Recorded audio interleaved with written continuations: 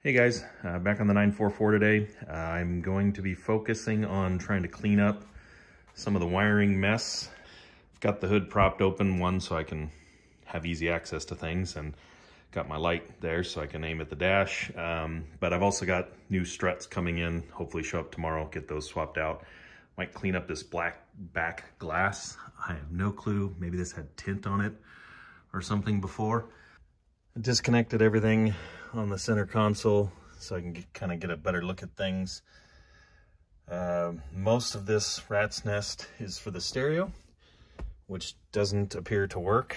I just plugged it in. I have not done any troubleshooting because I don't really care that much. So I'm going to cut back all the excess stereo wiring, get that cleaned up, try to figure out what some of this other stuff is that's cut and disconnected and hanging. There are a few things that don't appear to be working, and I don't really know why. Potentially some fuses, but things like the windshield wipers. I don't know what else. There's switches. This is a factory switch in the back of the console. I don't know what that does. I can look it up probably. I think there was a high beam switch on the console as well. Yeah, that last switch that's on there. I just started cutting away all the zip ties and ended up, I thought this box originally said Porsche. I clearly wasn't paying that close attention because it says Prestige APS 2. And I looked it up, and it is part of a remote start system. So this probably had an alarm and fancy remote start in it at some point, and all of that is coming out. I just need to make sure I don't mess anything else up in the process, and then I can only assume somebody was troubleshooting something, and that's why they dropped this fuse block. I did accidentally touch this to a grounding point up here somewhere. Got a little spark, so hopefully I didn't do any damage, but yeah, this is not going to be fun to get out. Some of the spots, it looks like what they did, this was attached here. Sorry, let me get you in frame.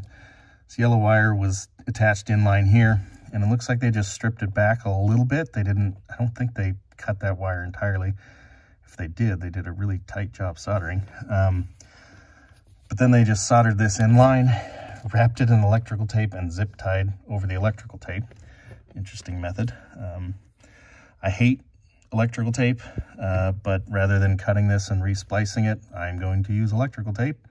This fuse block is also detached, and then this one that's hanging, I believe, just mounts there. So that'll be way cleaned up when I get that taken care of.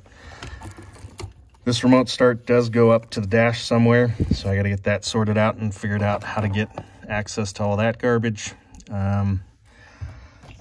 This yellow wire goes to, sorry, it's gonna be hard to see.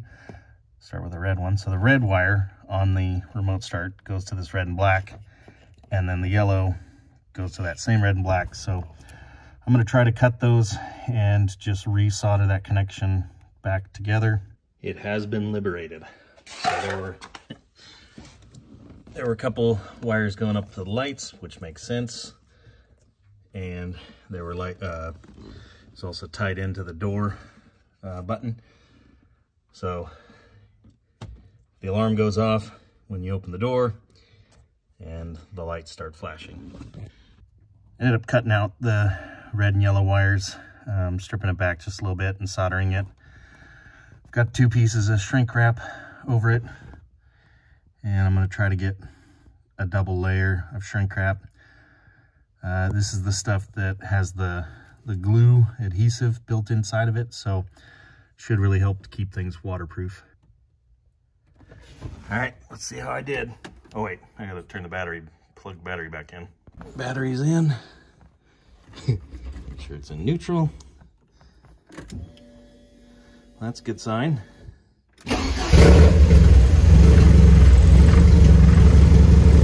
And it works. Cool. Now I can bolt down that other fuse block and focus over here. So there's one other bodge wire on here that I was about to cut. You can see the little blue connector tap thing. That actually runs to the motor that lifts the headlights, and it goes through the firewall all the way to the motor where that factory wire is cut. So I'm gonna have to leave the bodge wire on there for the minute. And then next thing that I want to get to make this thing roadworthy is the windshield wipers. So I didn't have any power going to the motor, so I went and grabbed the owner's manual. It's number 11, whatever that is. Yeah, 11 windshield wiper motors. 15, 14, 12, learn to count, 13, 12, 11. Probably explains why I have this brand new box of 8 amp fuses. Oh, 8 amp fuses. You can see the positions here. And I guess I'm gonna turn it off, plug it in, see what happens. So key is off, wiper switch is off. Yeah, I guess the next thing to do is turn the key on, see if anything blows, and then hit the wipers and see what happens.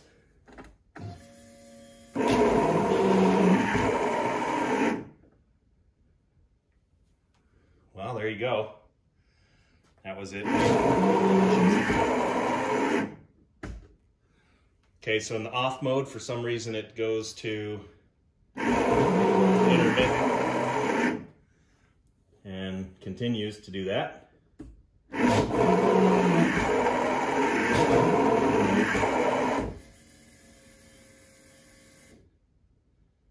And then in high, turns them off.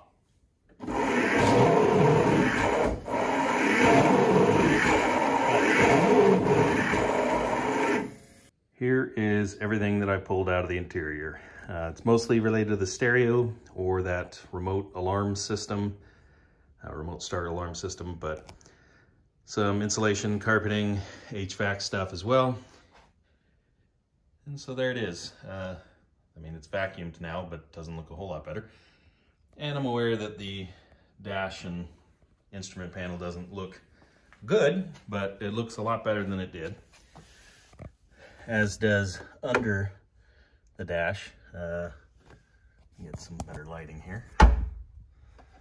So there you go. Things are tucked up away. Probably end up, well, I definitely am not done down there. The headlight switch still turns the headlights on, but I tried to test the high beams and I heard a nice little chunk when I pulled this back, and something definitely broke inside there. I was ready to wrap up the video and remembered that my new steering wheel switches were supposed to show up today, and they did.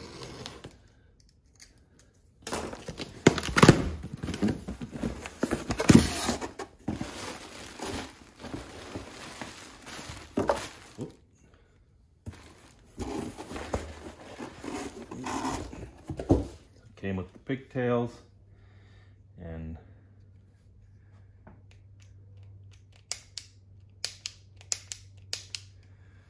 that seems to work.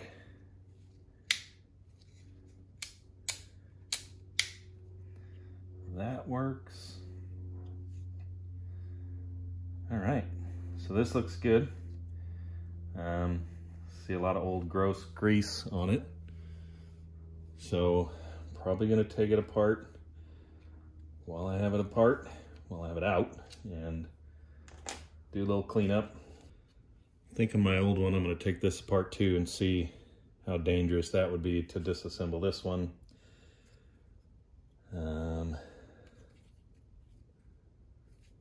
Otherwise, I mean, this isn't filthy, but I think I will clean it up.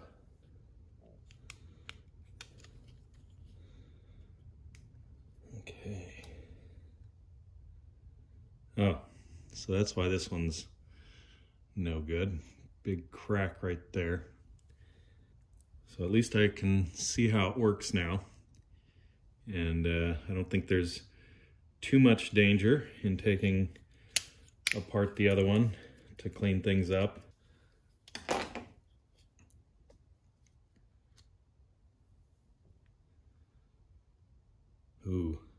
This one's cracked too. Not as bad, but definitely cracked. So I kind of gave up on messing with the old one, but I'm glad I had that one there to practice on. And so I forgot to record this, but I cleaned all the contacts, and I don't have any good grease for electrical connections, but I tried. A lot of the grease before is real dry and crusty, so I cleaned up as much of that as I can, and then the spots where there's not electrical grease needed, like basically the track that that little thing that flip-flops. I put the tiniest amount of silicone, this guy, synthetic grease with Teflon in it. And hopefully that'll work. It's in, but discovered, I don't know how I didn't notice this sooner, but this bottom screw is stripped out, so I might need to put a helicoil in there. But this should be good enough to test things.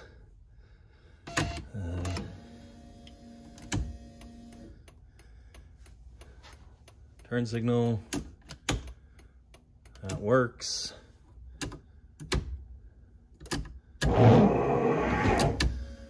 So that's disconnected, but at least I know, or the couple of wires are disconnected, but at least I know that part works. Headlights on.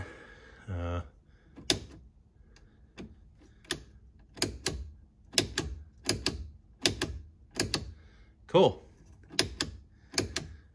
That works. All right, back together temporarily with a couple of wire nuts. Just because I didn't want to put a connector on there. So they're currently off and hopefully stay that way.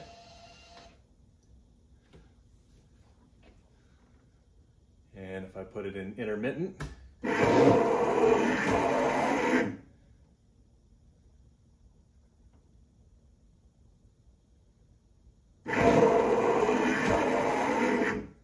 back to off.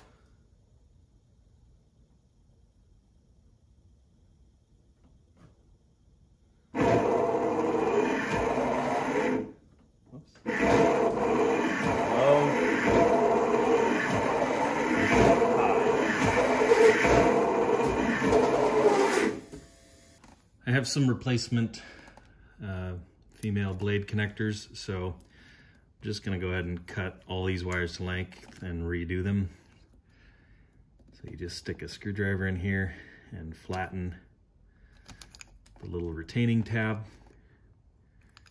which is this guy here. That's, well, yeah. So you can reuse these. Just push it down and it'll slide out, and then you bend it back up to get it back in. But since I'm cutting all these wires to length so that they're even, and I have new replacement connectors, I'm just gonna do that. This is a relatively standard type of connector, so should be able to find these at a decent automotive store. All right, so I'm gonna cut all of these to length.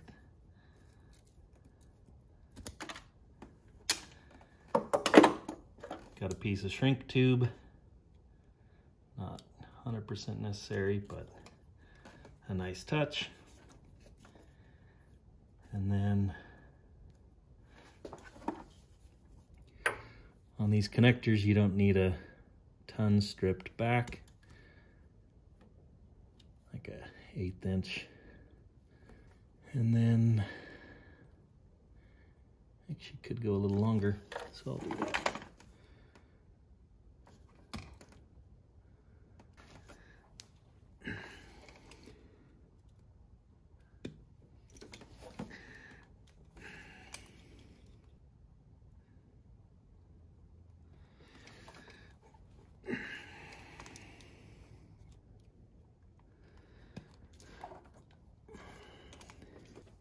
Well, that was annoying. I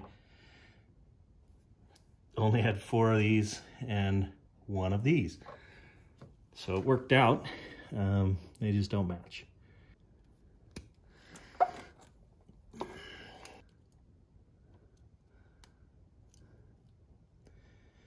Give them a little pull test. And then I have to cut the video so I can go back and watch the order these go in. There you have it. Once you have them on, they just push. You'll hear a little click as they snap into place. I'll go ahead and push my shrink wrap up.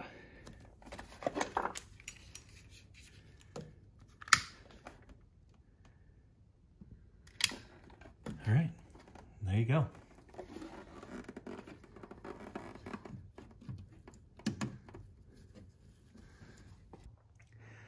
I think this video has been a little bit all over the place, but a lot of stuff going on.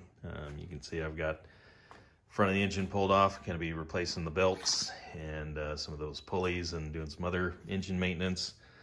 But I think that's going to wrap up for this video, and I want to thank you for watching, and I'll see you in the next one.